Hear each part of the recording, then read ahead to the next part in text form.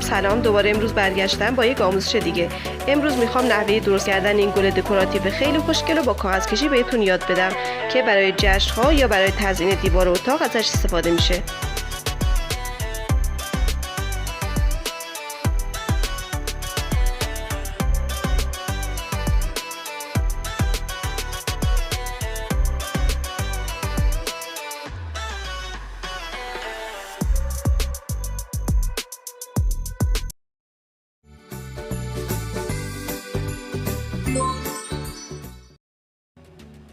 گلمون از 4 سایز گلبرگ تشکیل شده. گلبرگ شماره 1 8 در 5 سان 8 عدد، گلبرگ شماره 2 5.5 در 8.5 سان 10 عدد، گلبرگ شماره 3 9 در 6 سان 10 عدد و گلبرگ شماره 4 10 در 7 سان 10 عدد.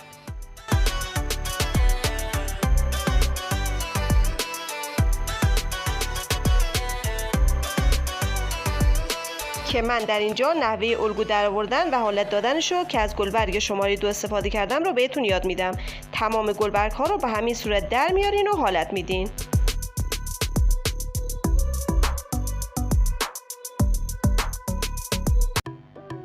بچه ها اینجا دقت کنید که از سمت رویی کاغذ که براق‌تر و پررنگ‌تر هست اول الگو رو میذارید، اندازش رو میگیرید و به همون اندازه کاغذ رو به شکل پلیسه تا کنید و دوباره الگو رو بذارید و دورش رو برش بدید.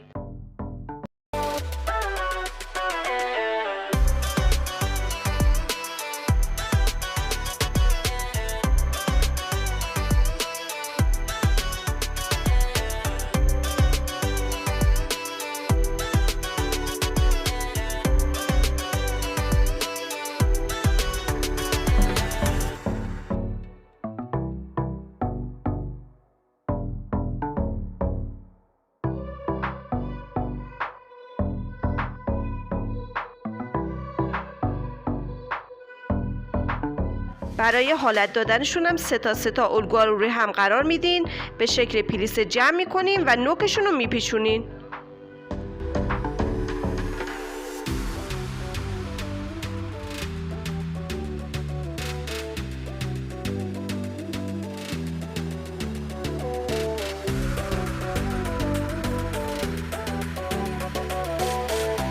با 2 انگشت شست به آرومی از وسط گلبرگ بکشید تا گود بشه.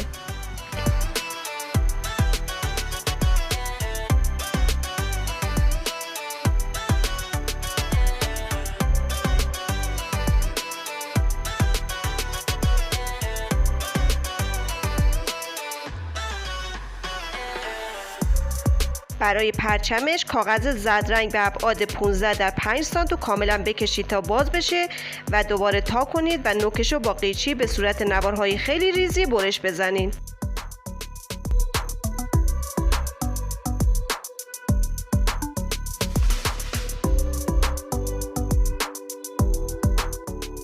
نوارها رو یه پیچی بدین تا خط قیچی از بین بره.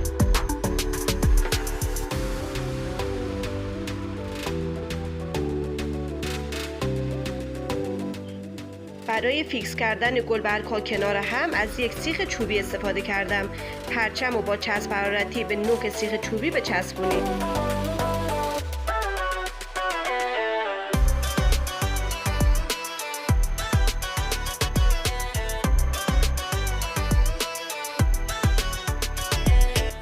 از گلبرگ شماره 1 شروع می‌کنیم به چسبوندن.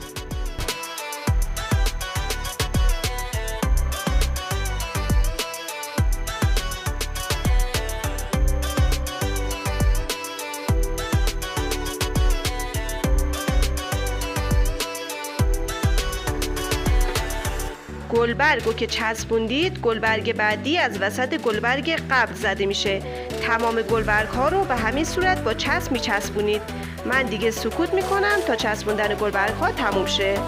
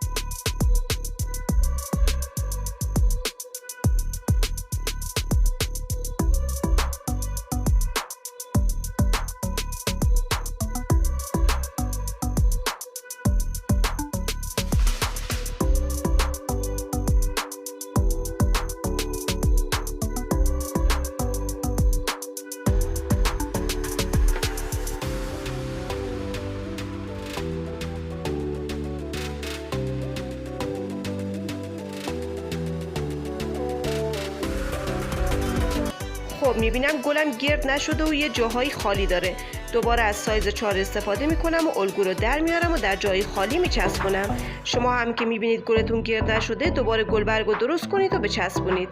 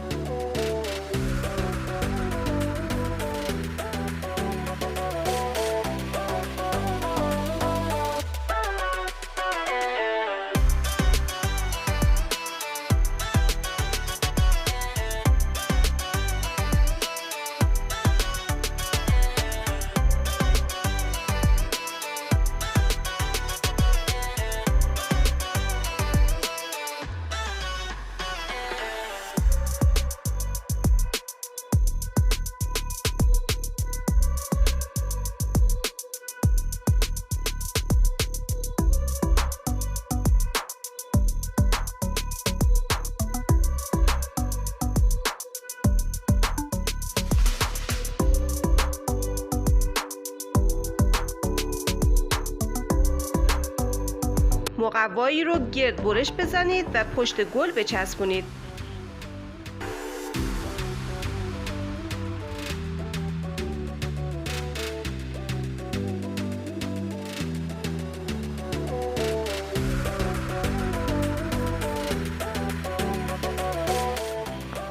برای آویزش هم از هر نخی که در دسترستون هست استفاده کنید که من اینجا از نخ کنف استفاده کردم.